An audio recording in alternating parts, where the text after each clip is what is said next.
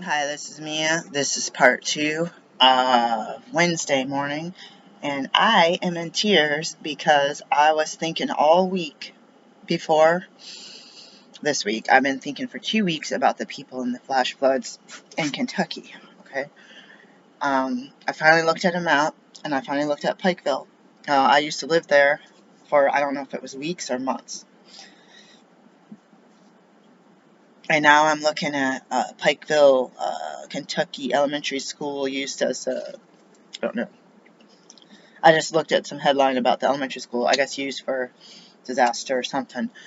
Um, I just realized that I lived there, and those are the roads we traveled on after moving into West Virginia, about an hour or 2 hours away.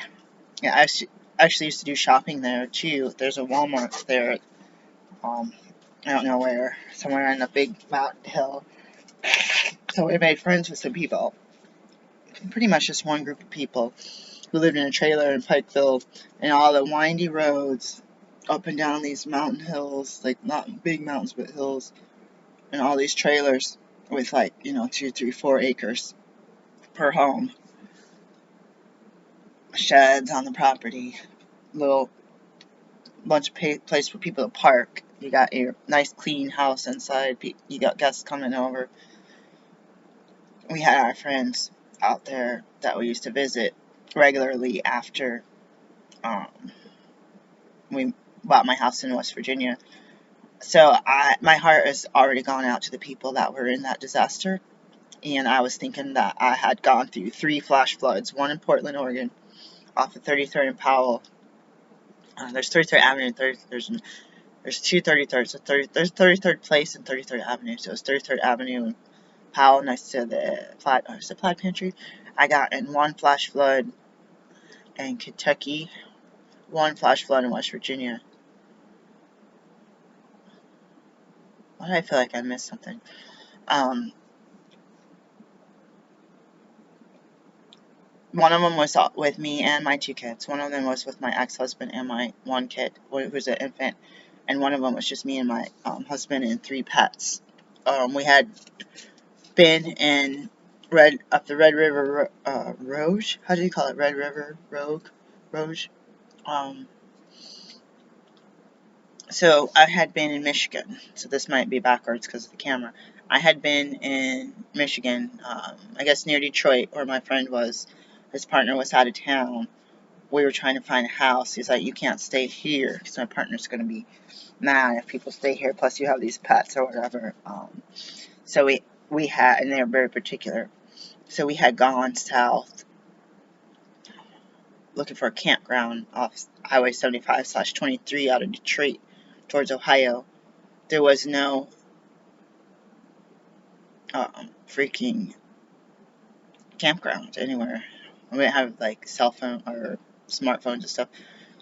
There was no campgrounds. I'm pretty sure we had a map. I didn't see any campgrounds. You usually see them on the side of the road every hour or half hour or whatever. We went into Ohio. It was like, oh my god, we're in Ohio. We've been driving forever. Somewhere in Ohio, we went to a rest area. I think my ex had got bit by my dog or something. We pulled up. What happened? Everyone was tired. I think we were going to use the bathroom. We were moving something in the back seat. I don't know what it was. And we had a barrier so the dog and the cat weren't together with the kitten. The kittens. Anyways, someone had got bit, and then we tried to sleep in the rest area for a couple hours. Like, we got to get out of here. We had these animals. So I was in my Jeep. We were basically homeless. So I was going to take my 10 grand, and that's all I got for my mom's death. Better than nothing. We're going to take that and buy a house in Detroit. But you realize back then houses in Detroit were still 50 grand for inner city, just a basic house. And so we were trying to figure out. We had actually gone to look at a house. That real estate agent didn't even meet us. We just went and looked, and there was a bunch of kids in the garage. We're like, I should have bought the house, but I ended up driving south in Kentucky, got off a side road, went through the side road. A bunch of people were coming out. It was just basic land. It didn't say campground. It's basic land. It didn't say private property. A bunch of people were coming out. We came in, got my Jeep stuck in this huge puddle of clay type mud. And my ex like, go set up the tent because we're staying here. We're stuck. It's going to take me hours to get out of this mud puddle. We're with 2 cats and a dog. It started raining, pouring for days. Like 2, 3 days. One day I was like, I'm not even going out to use the bathroom. And finally, like, I got to go out and use the bathroom. So I'm living in a tent. So I had to go out and potty outside like an animal. And probably take the animals. And there was a river right here in my tent. Hold on. We swam out. My ex said, he didn't say grab yourself. He said, okay, so I come back in. There was one river here in our tent. And the animals were in, I don't know where the animals were. Like they weren't in the tent. The animals didn't, my cat and dog didn't like each other. I come back in and I said, how many rivers were here when we got here? He's like, 1. Because I'm like, there's 3 rivers out there at least. Like we're surrounded by water here, here, and here. And he went out like, oh my God. And the animals start running around. One was a kitten.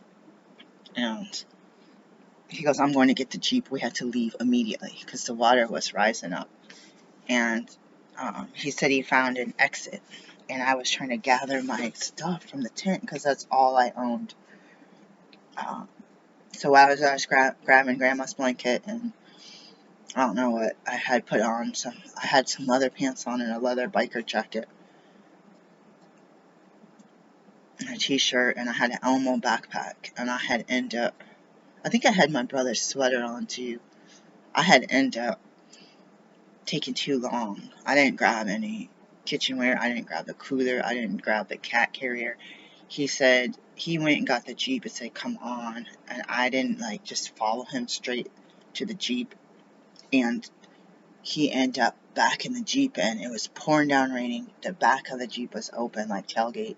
The cat and the dog were in there together, soaking wet, like oh my God. Like that's the first time I saw the cats and the dog all like let's go. And by the time he had come and put that there, I had thrown Grandma's blanket in. So the time it took me to grab my blanket and my backpack with my wallet and ID, driver's license, he had said that the out that he had found was gone because the river had just flash flooded everything. So he goes, we're going to drive to the highest point of ground, which is over here, and we're watching the water rise. He goes, if the water gets say that marking that tree, if the water comes up to there, we're gone now. And we all sat in that Jeep and watched the water rise so fast. And all we could do it was up to my armpits to the highway overpass. It was like a small road, like a small 2-lane road, but we had to climb up. So we had to swim out, or actually I walked out, my dog swam out.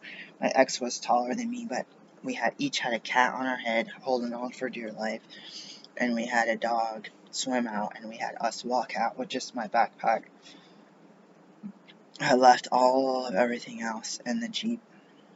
Why do I feel like I think I had the clothes on my back. I must have had on 2 pairs of pants, and I ended up hitchhiking and abandoned my Jeep, and it was 2 hours away from where we ended up. We had to take a cab back. That's where we met our friends. So I've been in that flash flood. When we sold the house in West Virginia, a flash flood took out the guy across the street's house while he was in it. So there was a creek down the hill from there. So I understood with the waters and the coal mines and all that.